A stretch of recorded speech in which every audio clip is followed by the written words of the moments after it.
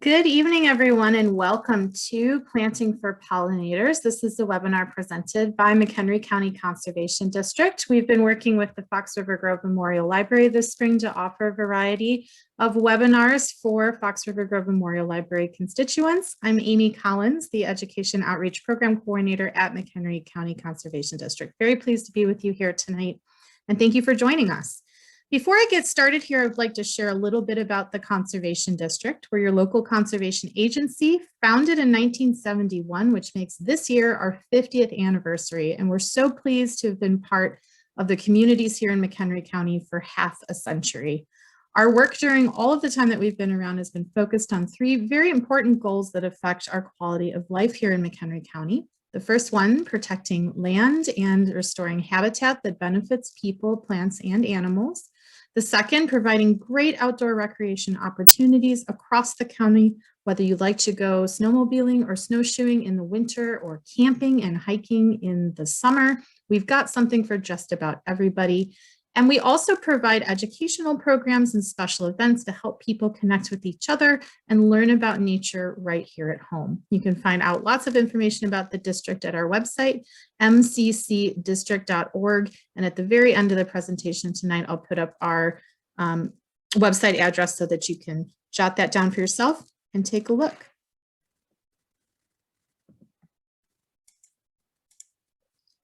So tonight, we're going to talk about the process of pollination. We're going to learn about why pollinators are so important, and we're going to explore some tips and some information to help you plant a pollinator garden at home. And this really starts with taking a look at the basics. What is pollination exactly? Well, pollination is simply the movement of pollen, which is this powdery plant material that contains the male genetic material of a particular plant. So as pollen moves from one plant to another of the same species, it reaches the female parts of the plant, and that assists the plant in reproduction. Pollination is a vital process for many kinds of plants. In fact, many types of plants can't reproduce in any other way except for this process. And it's important in terms of producing seeds and fruits for continued reproduction, as well as ensuring that there's some genetic variability among different populations of plants, and that helps make plant populations in general be healthier and stronger. Now, plants can pollinate by a few different means, and we're going to talk about pollination by animals a lot today later on, but we can start here by just briefly defining what a pollinator is, and that's an organism that facilitates the process of pollination, nice and simple.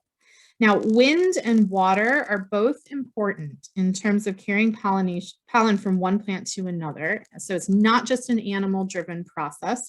And plants that are pollinated primarily by the wind typically have these small, light grains of pollen that can be easily carried through the air. This is a pretty haphazard process, though. There's not necessarily a guarantee that the wind is going to carry the pollen to just the right place where it can help a new plant in reproduction, right? And so as a result, wind pollinating plants tend to make a ton of pollen over the course of a growing season, because the more pollen it generates, the more that plant has the odds of facilitating reproduction and reaching another plant somewhere else. You might have seen an example of this kind of wind pollination if you've parked your car near a tree in the spring and found that there was this yellowish dust all over your vehicle at the end of the day. That's the kind of plant that pollinates by the wind. Now, water pollination means that pollen can float in surface water or in airborne water droplets in the atmosphere in order to reach its intended target, another plant where it can reproduce. But since water and wind pollinating plants don't need to attract animals to help them pollinate, what we find is that these species of plants tend to have kind of small, sometimes drab colored flowers.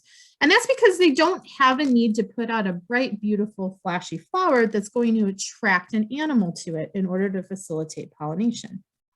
Now, animal pollinating plants, on the other hand, have developed a mutually beneficial relationship with the animals that help them pollinate.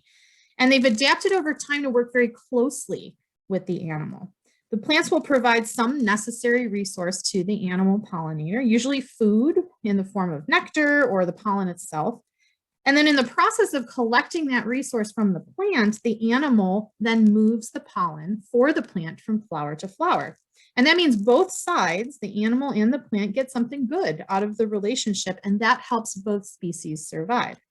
To maximize efficiency and effectiveness in reproduction, animal pollinating plants tend to have flowers that will attract the necessary animals by their color, their form, or their scent.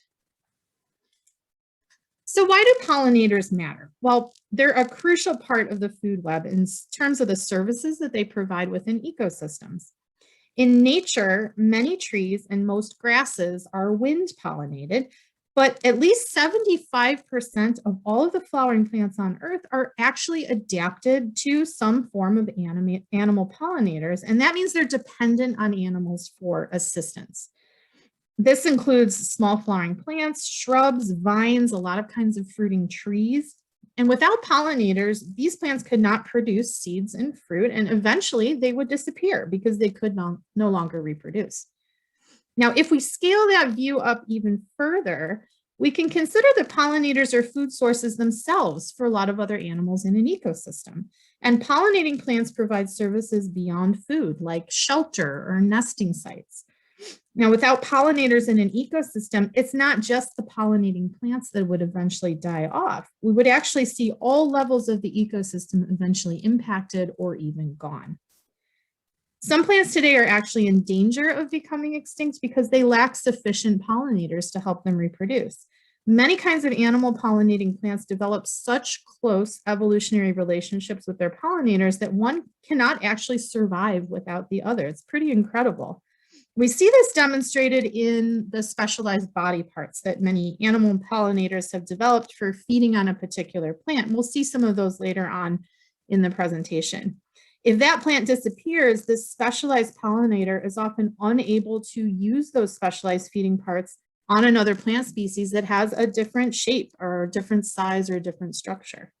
And by consequence, then, if that pollinator disappears, no other pollinator has adapted those unique specialized body parts that feed and pollinate that particular plant. So this is a great example of the sometimes intense interdependence that's found in nature's relationships. Now, this isn't just about natural ecosystems.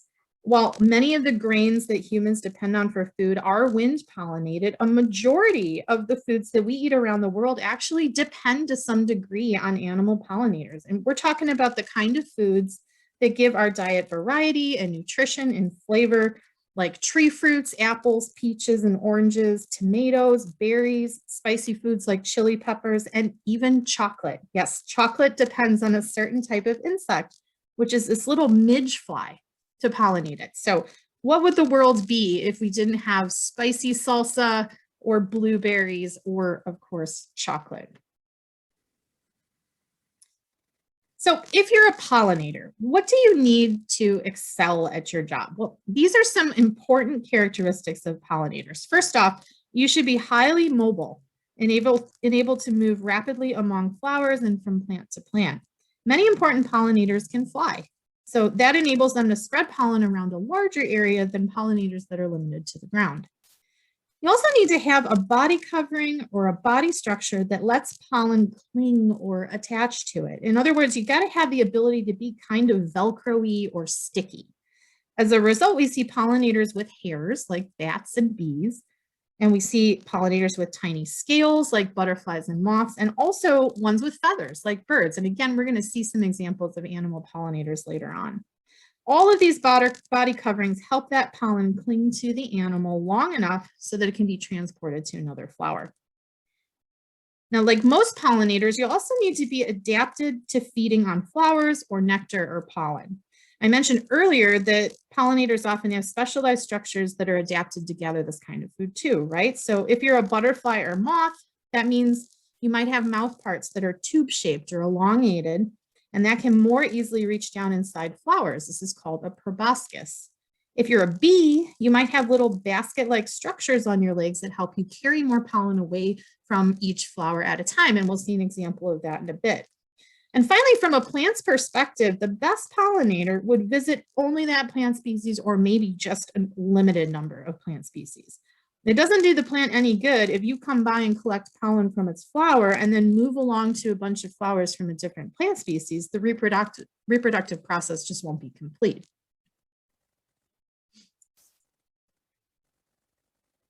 So let's meet some pollinator animals. First off, birds are an important type of animal pollinator. When pollination is carried out by birds, it's called ornithophily. Pretty long word there. Bird pollinators feed on nectar and they pick up pollen on their bodies during that process. Then they transfer the pollen to the next plant that they visit. Hummingbirds are the most common bird pollinators that we have in North America. And in the United States, hummingbird diversity is actually highest in the Southwest, so Arizona, New Mexico. And in the Midwestern US, we just get one species. It's the ruby-throated hummingbird, which is in this picture here. And it migrates north for the spring and summer and spends its time up here in Illinois. The sight of that little bird zipping around flowers and collecting nectar is a lovely part of our summers. This one here is a male, and you can tell by the red patch on its throat, which gives its name, the ruby-throated hummingbird.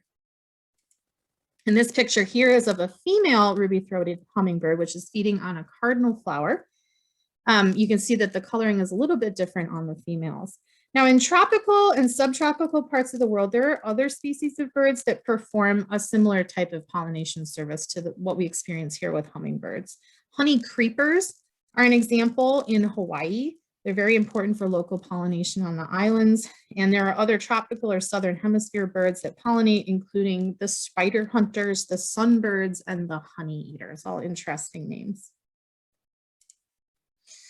Now, bats are another kind of animal pollinator that's found around the world, but here's the question, do we have those kinds of bats here in Illinois? Well, the answer is no. There's 13 species of this flying mammal that live in our state. 7 of them are found in the Chicago region. There's 3 of them right here, the big brown bat, the hoary bat, and the silver-haired bat.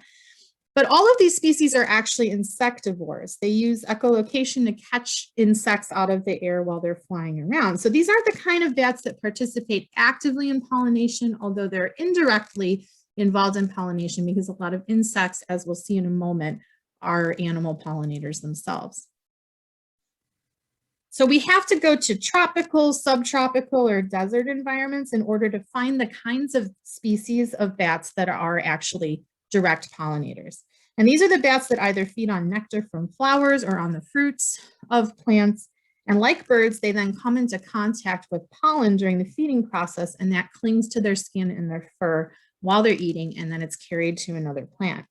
This picture is of the lesser long-nosed bat, which is found in Arizona, New Mexico, and Mexico. This particular bat plays a really important role in pollinating agave and cactus plants within its desert habitat. And you can see there's an adaptation if you look closely at the muzzle or mouth of this bat. It's a lot longer than many other kinds of bats that we might be familiar with, including those ones that we saw in the previous slide from Illinois. Those insectivorous bats have flatter faces, which enable them to catch insects and hunt for that prey. But this bat has a longer muzzle, more like a mouse. And that includes a long tongue inside its mouth that helps it reach inside the agave and cactus flowers to get the nectar inside. And that in turn gets its little head and face all covered up with pollen that moves to the next plant when it flies away. And when we think of the word pollinator, insects are probably really the first kind of animal that comes to mind, and for a good reason. There's a ton of different types and species of insects that perform this important ecological process.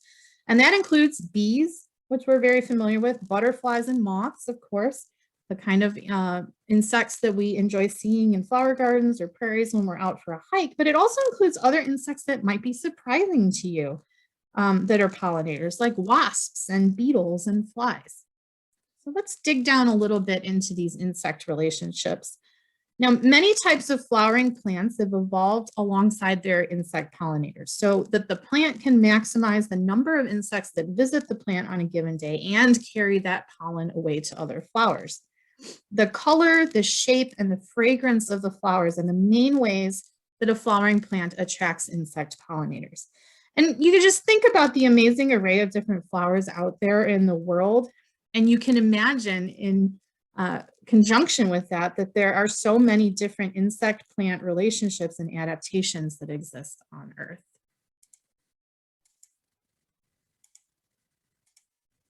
Now, sometimes plants have strange adaptations to attract insect pollinators. For example, in the picture to the left here is a skunk cabbage, and plants like skunk cabbage give off a fragrance like rotting meat, a really nasty smell that we probably think is terrible. But to an insect, it means jackpot. We've found some carrion to feast on, or something that is going to give us value as a food source.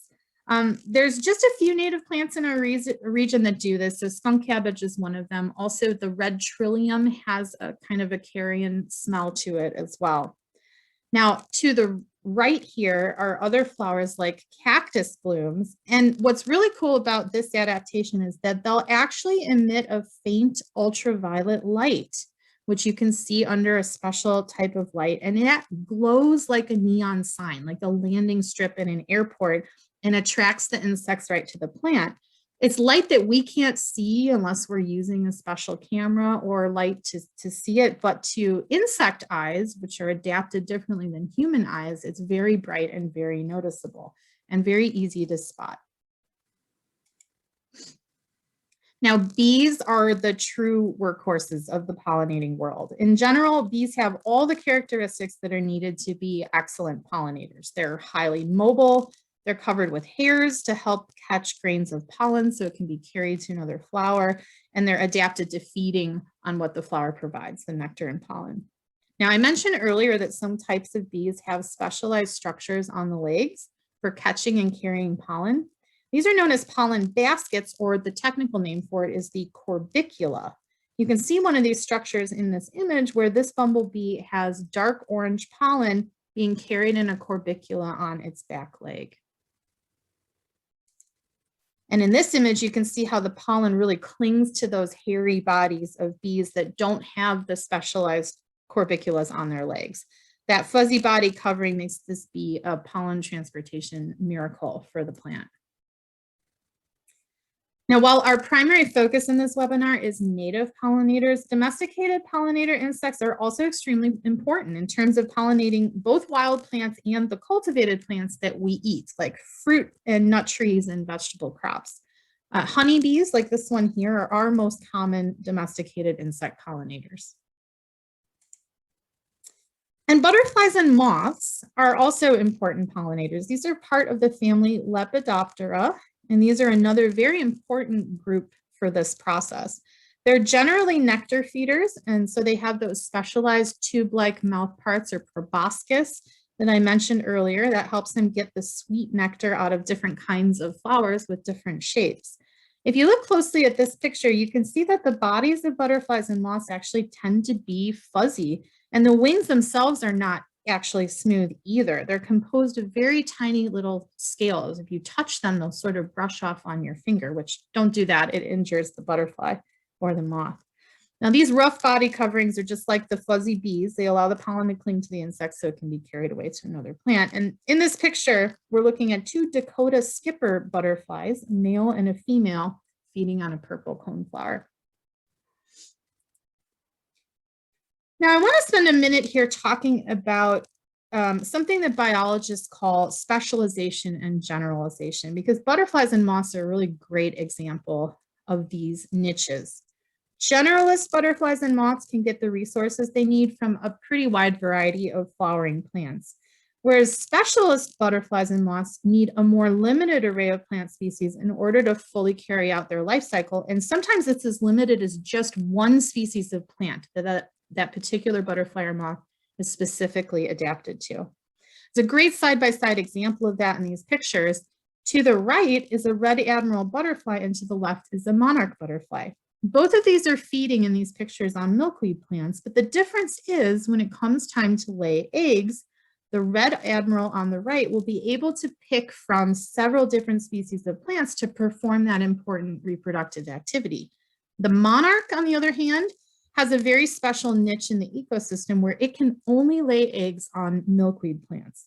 And that's because the monarch caterpillars are adapted to only eat milkweed and only reside on those milkweed plants as they grow enough to reach the metamorphosis stage and become adult butterflies. Specialization occurs among many other kinds of animals besides butterflies and moths, and it's actually a valuable part of the healthy ecosystem where every organism is playing a role. But it can also make species highly vulnerable to threats. And in fact, monarchs have lost so much of their necessary milkweed habitat that we will likely see them listed as an endangered species within the next couple of years. In fact, that listing process is already in progress through the Fish and Wildlife Service of the United States. Now, many types of moths are pollinators, but I want to point out one that you may see in northeastern Illinois if you have pollinator-friendly plants around your home, or if you're out in a natural area like a prairie that has a lot of flowering pollinator plants.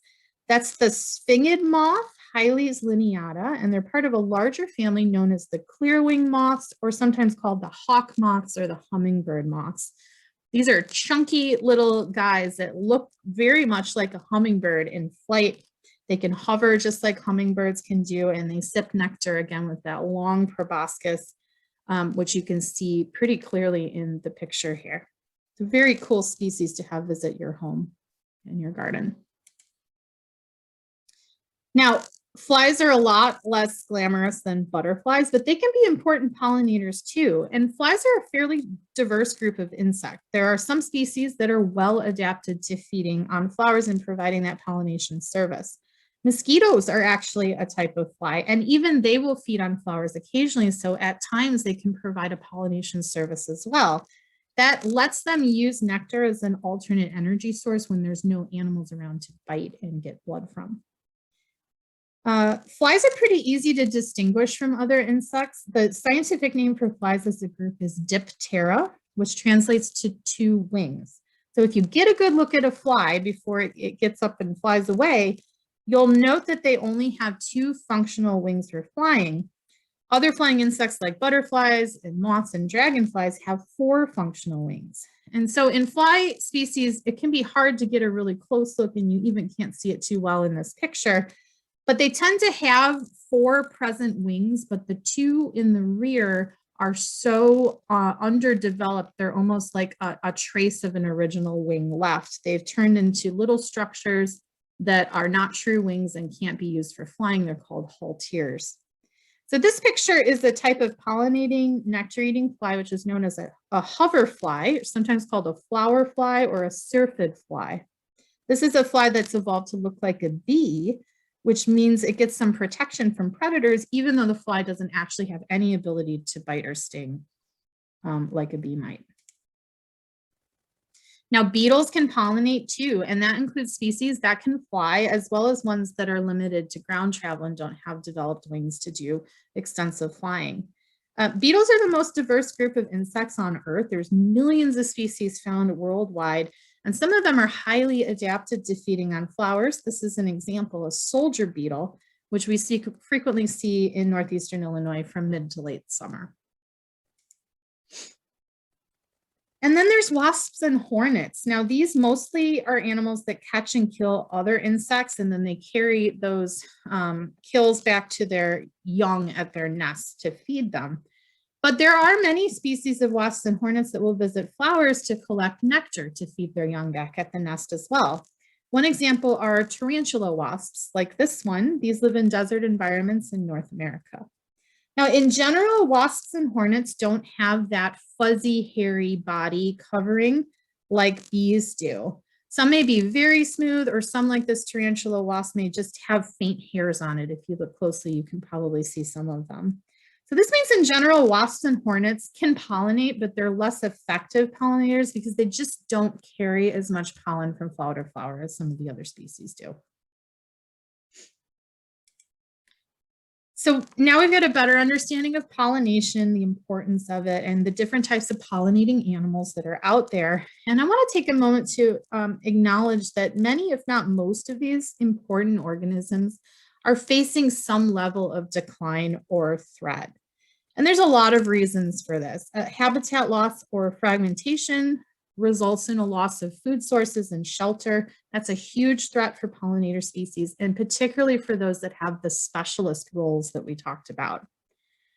Invasive plant species are also a problem. These are plants that can replace native species that are necessary or adapted food sources for pollinator larvae and adults. Sometimes the native species can provide better food sources, nectar sources for adults as well, so they get better nutrition from the native plants. Again, specialist pollinators are particularly vulnerable to this loss of habitat to invasive species. Now, we really don't know the full scope of pollinator loss from pesticides, but some scientists believe it's a substantial factor in the global pollinator declines that we're seeing everywhere. What we do know is that pollinators can be impacted by insecticides and herbicides, either directly from contact with the chemicals or indirectly from contact with plants and food sources that have been contaminated or affected by chemicals. So it is an issue out there that we need to consider. The impact of new or emerging diseases and parasites that affect pollinators is also mostly unknown at this time, but we're aware that there may be some substantial problems going on with this sort of threat. There's some recent evidence that diseases are affecting honeybees through a catastrophic phenomenon, which is known as colony collapse disorder. When this affects a colony of bees, all of the bees in the nest will die in a short period of time, and we really can't figure out what it is that's causing it. We also know that imported parasites like mites have impacted honeybees. They're new introduced parasites from other places, often come through agricultural shipments. And it's likely those parasites can jump from the domesticated honeybees to other species of native bees like bumblebees. Scientists are increasingly turning their attention to pollinator losses, and there are some species that are actually now on endangered and threatened lists in the US. I mentioned the monarch butterfly is under consideration right now. And this little guy here in the picture is a rusty patched bumblebee, which is currently on the National Endangered Species List in the US, but it can still be found in a few places right here in the Chicago region. So keep an eye out for this little guy if you're out for a hike. So the good news about this is, while we've got a lot of threats that we need to address where pollinators are concerned, there's actually a lot that we can do to help them. And so when we talk about conserving pollinators, it's important to start with looking at what they need to survive. Whether we're talking about insects or birds or bats, this list of needs really comes down to three key things: appropriate food, shelter sources and nesting sources, and water. So let's talk briefly about each of these things. Providing appropriate food sources has to consider the different life cycles of different types of pollinators. And so we really want to focus on three goals when we're thinking about making pollinator habitat available. First, we want to provide a diverse range of flowering food sources that can support a diverse range of pollinators. And second, we want to provide enough plants to feed populations of pollinators.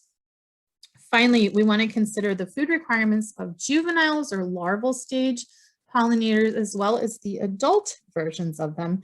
And that can be really important when you consider species like the monarch that have different food requirements between the larvae and the adults. Shelter is also vital, particularly when it comes to nesting needs. Some insects seek out ground nesting sites. Hummingbirds nest high in trees. Bats look for cavities, so that can be a pretty diverse process of figuring out what kind of shelter sites to offer. And then lastly, a lot of experts who talk about attracting pollinators to backyards say that providing clean water sources can be a big help as well. So let's look at some of these in some more detail. First off, what can we do about shelter and nesting sites? So one way is to plant pollinator-friendly plants that insects and birds will use for food, as well as for laying eggs, supporting the larvae growing into adults, and building nests. And we'll dive more deeply into this in a bit. But another way to provide shelter for bee pollinators in particular is by putting up some nesting boxes, which I have shown here in these pictures. Bees and wasps will colonize the holes in these structures, lay their eggs in them, and then position their larvae in the cavities, which gives them a leg up on survival. So So you can purchase pre-made nesting boxes from a lot of companies online, like the example to the left. They're pretty nice looking if you want that kind of attractive feature in your yard, but it's also really simple to make your own, even if it's not quite as pretty. And so in the center is probably your simplest DIY option. Just get some short lengths of bamboo or another kind of plant like hollow stems. Sumac or Joe Pye weed can be options around our area. And then just tie them in a bundle with some rope or string and put that bundle outside, preferably in a place where it's got a little shelter from the rain, and see what happens. Now, the downside of this type of nest is that it can be challenging to tell if any bees have actually taken up residence inside. You might need to cut the sticks open in order to tell, which isn't necessarily ideal for the bees or for people. And then note that eventually you're not going to want to just keep this particular structure around. You're going to want to discard it and replace it with fresh sticks over time to keep it clean and functional.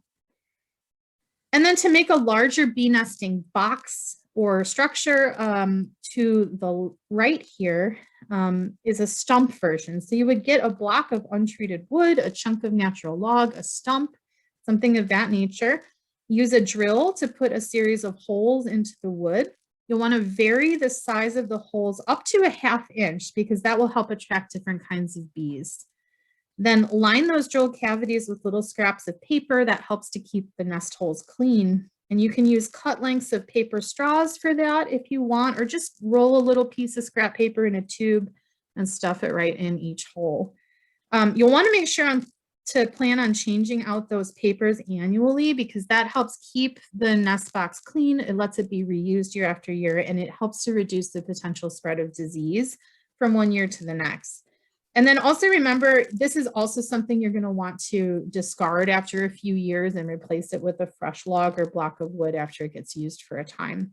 If you're making this kind of structure, definitely think about putting it somewhere in your yard or on your property that's going to be out in an area without a lot of foot traffic, so you don't disturb the bees and let them do their thing. Now, providing water for pollinators can be extremely simple. The easiest way is to get yourself a shallow dish like this picture on the left, put in some marbles or some small stones to make landing surfaces for insects to stop on so that they don't drown in deeper water. And then pour a little bit of water in that dish and see who comes to visit and get a drink.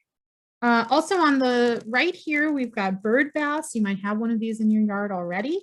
These can provide water to birds, of course, but also to insects and bats. So if you want to scale up the water that you're offering, a bird bath might be a really nice option. You can really go a step beyond that and think about installing a water feature or a pond in your yard or your garden. That's obviously a higher cost option. It requires labor to install and maintain, but it will definitely attract a variety of different pollinators and provide a lot of beauty and enjoyment too. So that's something to think about as well. Now, regardless of which water source you provide, you want to make sure that you keep the source clean and you refill it with fresh water regularly. Now, evidence suggests that insecticides, herbicides, and pesticides are all harmful in some direct or indirect way to a lot of pollinators. So limiting or eliminating these chemicals is another way that we can help support pollinator populations. At home, that means you'll want to limit or eliminate the use of commercial insecticides and lawn and garden chemicals that'll give your local pollinators a better chance of survival. There's a lot of different organic and homemade remedies for pest control out there that you can give it a shot and see if it works for you. And then thinking even a little bit broader than just our backyards is the idea of supporting pollinator-friendly local farms, growing your own organic produce at home, buying organic foods when you can. These are all ways to help lower our participation in chemical uses that we think affect pollinator populations. And I want to be clear that organic farming is not a full solution in itself as far as stopping pollinator declines around the world, but it does require that farmers use alternative pest control methods instead of commercial chemical products that we commonly see used in conventional agriculture. So there is a bit of a change there when we support organic farming. The biggest thing that we can do is to make sure that pollinators have the flowering plants that they need to survive. And the good news about pollinator-friendly gardening is that it doesn't have to be a huge or complex undertaking. In fact, research suggests that even the smallest patches of flowering habitat can help pollinators, including monarch butterflies. So if you're just getting started with your pollinator-friendly garden journey, you can begin with a small flower bed in front of your house, or maybe just a few baskets or pots of flowering native plants on your patio or your balcony. In other words, every little bit counts when you're trying to offer food sources for local pollinators. Now, a well-planned pollinator garden should provide food for a variety of animal pollinators in different stages of life and throughout the growing season. And to give us a little bit of inspiration, I have a short video here that shows different seasons in a pollinator garden around a house in an urban area. So let's take a look.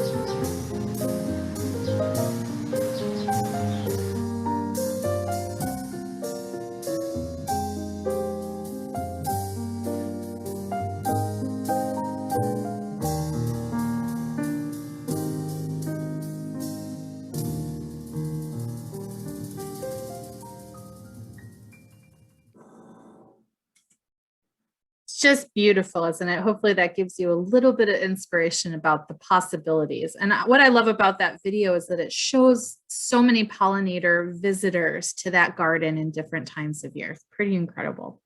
So let's move on to 5 simple tips for planning and planting a successful pollinator garden or a small native plant patch at your home. So first off, we want to choose native flowering plants wherever we can.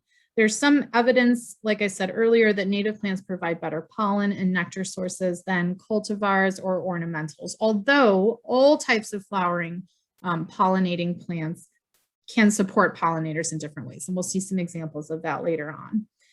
Native plants are also generally low maintenance, which is a plus, and they tend to be better adapted to our local climates and conditions, which can mean a more lush garden that's easier to take care of. And second, you want to try to pick a mix of plants that will flower at different times of the year. There's such a huge variety of pollinators with different life cycles and migration patterns. So when you choose plants with different flowering times and a wide variety of blooms, you'll ensure that you have something flowering when the next pollinator comes in and needs it. Third, you want to look for a nice blend of colors and shapes in your plant choices. This will help to attract a wider variety of pollinators again, and it also creates a really pleasant appearance for your garden as well. And then fourth, it's good to plant native pollinator-friendly plants in clumps rather than single plants. We find that native pollinators tend to prefer this kind of planting structure over just a single plant in a bed. And then lastly, pollinator gardens can look how you want them to look. They can be wild and tall. They can be designed in a more manicured, tidy, neat, traditional way.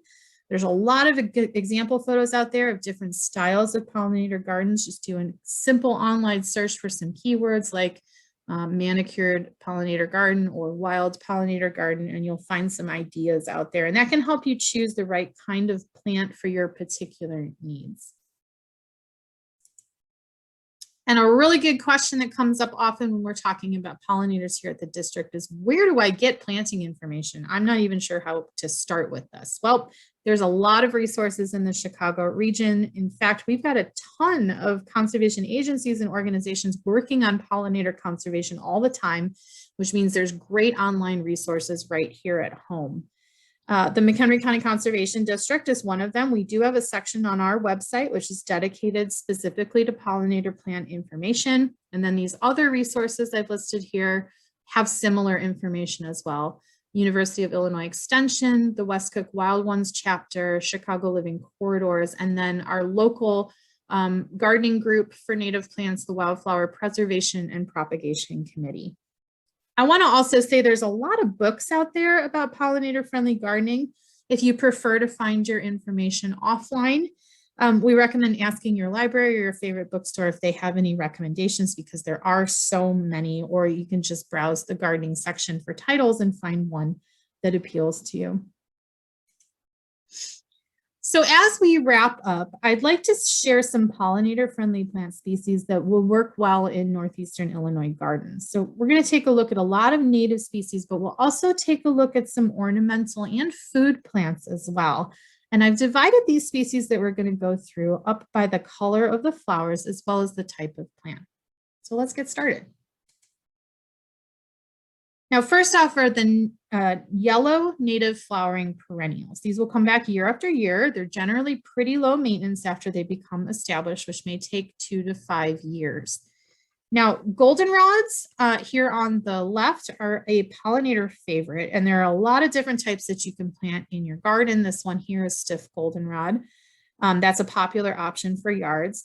The height of these plants vary among the particular goldenrod species, and just note that some of them can get quite tall, and they do sometimes have a tendency to overtake an area and grow pretty prolifically, a lot like mint. So you might find over time that you need to weed out your goldenrod beds a little bit just to keep them in the spot that you want them. Most goldenrod species bloom from July to August. Golden Alexanders here in the middle reach up to 30 inches in height. They bloom from May to June. Real pretty favorite plants of a lot of native plant gardeners. And then to the right, we have prairie coreopsis. I love this plant. It can get to about 2 feet tall. It's these beautiful little yellow daisy-like flowers, and those come out in June and July. Black-eyed Susans to the left here are a wonderful yellow starter plant for a beginner's pollinator garden. This is a really great one to begin with if you only want to plant one plant. There's a lot of different species use this one. It's a really cheerful yellow flower. It blooms from June to September. This is the Rudbeckia hirta species that's native to Illinois, and it can get pretty bushy depending on how much space it has to spread out in. It'll reach about 18 inches in height on average. To the right here, we have yellow coneflower. Now you can see this looks similar to black-eyed Susans, but it has a more pronounced brown seed cone there in the center of each flower, and the petals tend to droop back a little bit further. This is a plant that blooms in early summer, typically in June, and the stems get to about 3 feet tall. The foliage below the stems will stay lower to the ground at about 18 inches off the ground. So the flowers tend to extend up above the foliage. Moving on to white flowered species. So to the left here, we have flowering spurge. This is a really delicate, tiny flower. It grows in big masses, kind of resembles baby's breath in a little bit of a way. The plant reaches between 2 and 3 feet tall. It blooms all summer long, so this is a real nice one to put in so you have flowers in color throughout the season. Shooting star here in the center is a prairie and woodland flower that comes up in the early spring. It doesn't last too long. They should be coming up right about now if we can get through the recent cold snap. But they're really a joy when they do come up for as long as they last, and pollinators love them while that happens. The flowers have a pretty distinct shape, upright petals that can be white, sometimes a pinkish color. This plant grows to up to about 16 inches tall, and you should consider planting it in a space where it won't get too crowded or shaded out by taller plants because it won't do well in those conditions. Smooth beard tongue is to our right here, and this is a plant with a shape that's similar to spiky plants like snapdragons or foxglove. It has trumpet-shaped white flowers that grow up and down along a tall stalk. It can get up to 4 feet tall. So this one looks really great planted along the back of a flower bed rather than in the front. It's going to bloom from late April to early May, and that will continue into late spring into June sometimes. Next, we're on to the pink flowers, and we're going to start with a crucial part of any pollinator garden. That's milkweed. I said earlier that black-eyed Susan was a great place to start. Your second or perhaps even first option, depending on your preference, would be milkweed. There's a lot of different types of milkweed to choose from these days in garden centers, but it's very important to make sure you're purchasing the right species for our area because we want to support those specialized butterflies like monarchs that depend on particular kinds of milkweed. So your best bet as a Midwestern gardener is to focus on 2 or 3 native species that are well known to support monarchs. Common milkweed, Asclepias syriaca, is to our left here, and swamp milkweed, Asclepias incarnata, is to our right. These are great options. They look similar. They both have pink flowers. And on a later slide, I'll show you another option of a milkweed called butterfly weed, which has an orange color. Now, swamp milkweed here on the right has thinner leaves, and it's going to grow to about 2 feet. It's going to be a variable width for the cluster of plants depending on the number of plants in the patch that you plant. Common milkweed to the left is a chunkier plant. It's got wider leaves, and it tends to grow taller up to 4 feet. Both of those species are going to bloom from June to August, and then in the fall, they'll start to develop those pretty little seed pods filled with all the fluffy white down that floats away in the wind. Blazing star to the left here is another tall spike-like native species that looks really dramatic in the back of a flower bed. It has purpley pink flowers. Those grow up and down along the stem of the plant and bloom from July to August. This plant generally gets up to about 4 feet in height, but it can even reach 6 feet if it's in good growing conditions. So plan accordingly if you're putting blazing star in around your home. And then to the right here, we have Joe Pye weed. This is a plant that has a similar appearance to milkweed with a really big head of pink flowers and a tall stalk. It's probably going to remain around 3 to 4 feet tall, but this guy gets up to 8 feet tall potentially. So definitely think about where you're putting it and thin it out if you need to, if it's getting too big. You can look for this one to bloom starting in July and then go into early fall. Now we're moving into blue and purple flowers. To the left here, we have purple coneflower, another mainstay of pollinator gardens, a great one for beginners. This is the same echinacea plant that you see at the drugstore where it's sold as a supplement for colds and immune health. It's a big showy purple flower. It's got those downward pointing petals and this really big spiky seed head in the center. You'll see purple coneflower bloom in midsummer around July, and you may even, if you're lucky, get a second wind bloom again in the early fall. It gets to between 2 and 4 feet tall. Pretty dramatic plant. And then to the right here, we have big blue lobelia. This is another spiked flower. It's got small to medium-sized blue blooms along a central stalk. This one's going to get to 2 to 3 feet in height. It starts blooming in July and continues through the fall, sometimes even as late as mid-October. Depends on the weather. Another great plant for beginner pollinator gardens is the one to the left here, wild bergamot.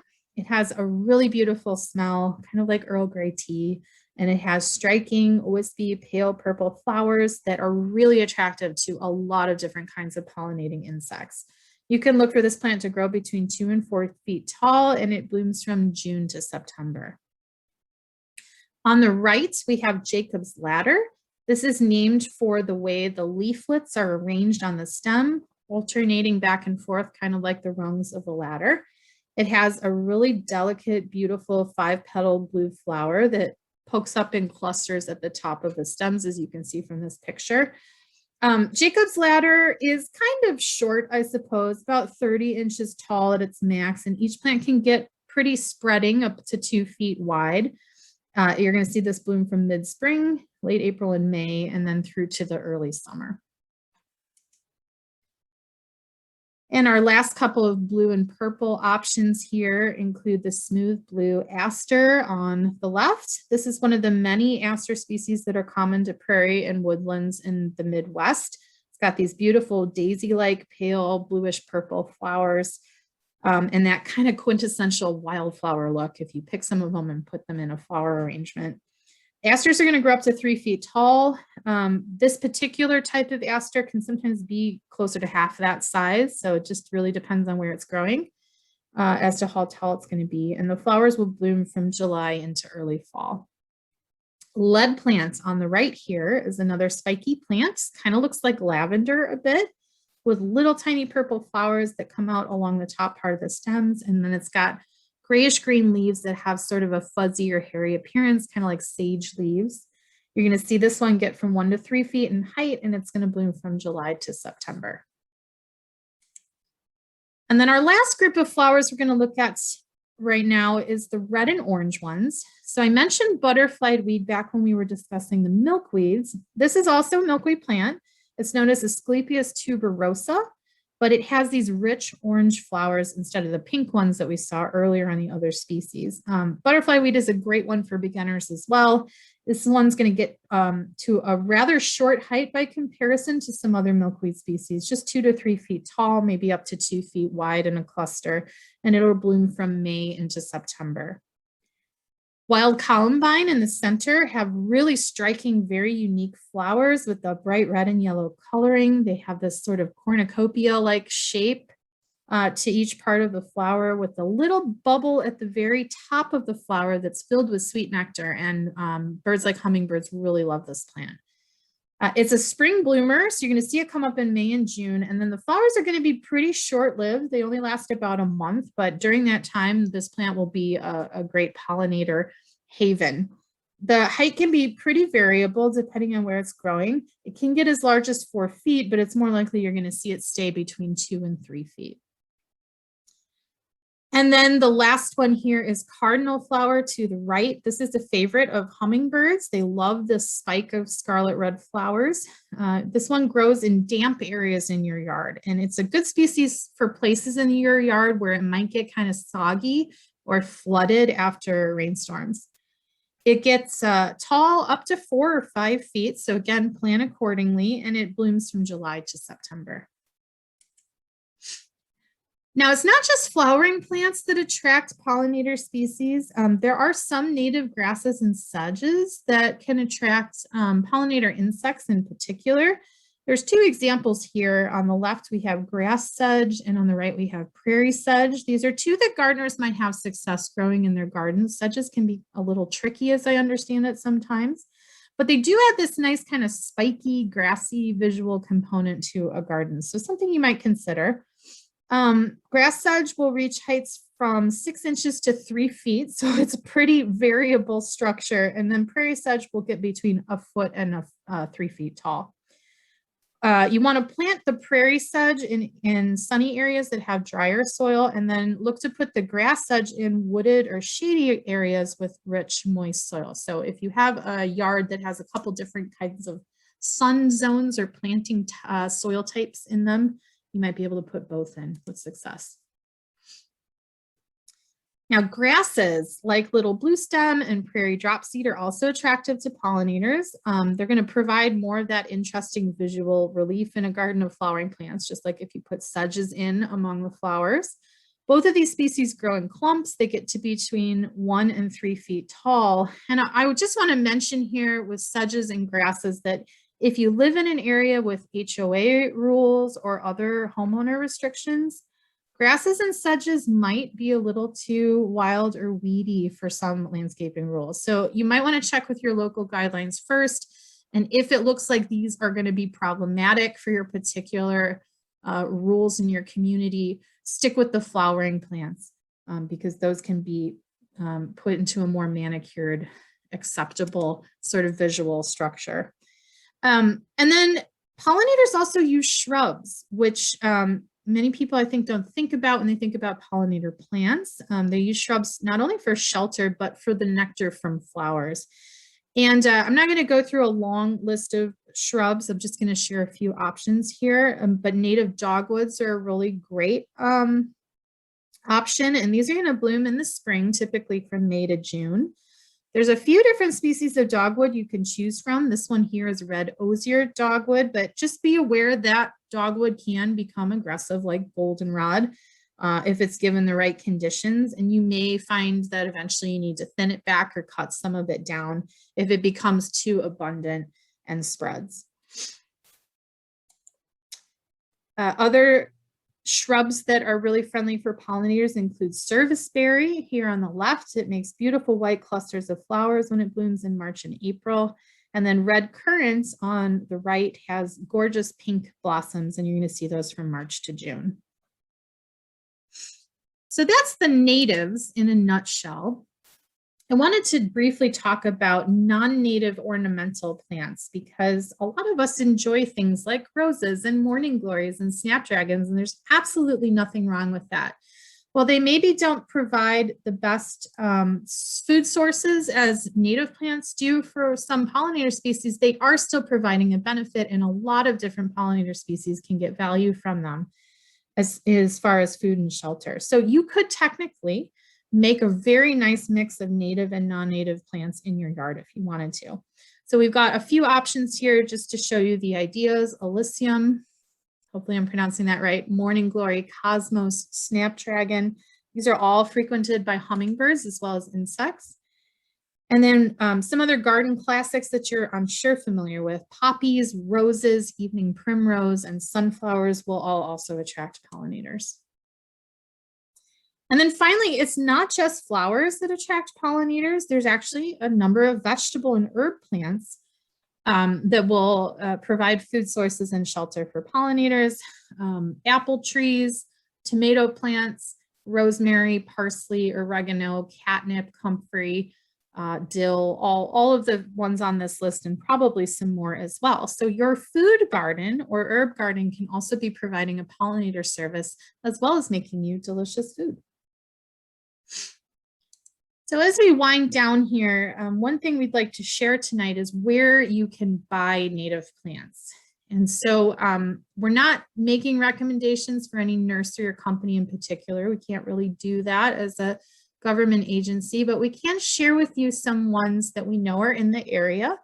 Natives Haven in Harvard, Red Buffalo Nursery in Richmond, Beeson's McHenry County Nursery in Harvard. And then there's also the Natural Communities Native Plant Nursery in Algonquin, which may be wholesale only, so you might want to call ahead or check their website. I also want to say that more and more conventional garden centers and nurseries are carrying native plants. So you may find that your favorite local nursery has got some plants in stock. Just, look at the species and ask for assistance if you need more information before investing money into those plants.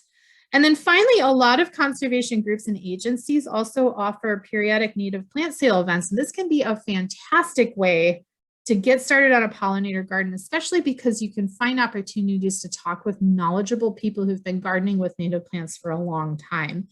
I'll direct you to the chicagolivingcorridors.org/native plant sales website as a really great resource. That's sort of a compendium of all of the native plant sale events that are coming up around the region.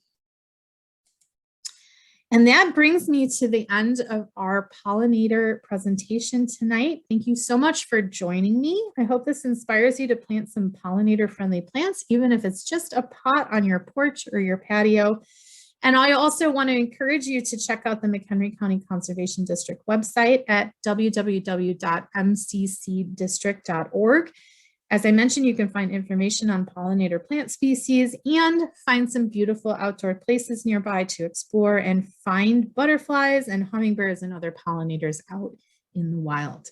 Thank you so much. Take care.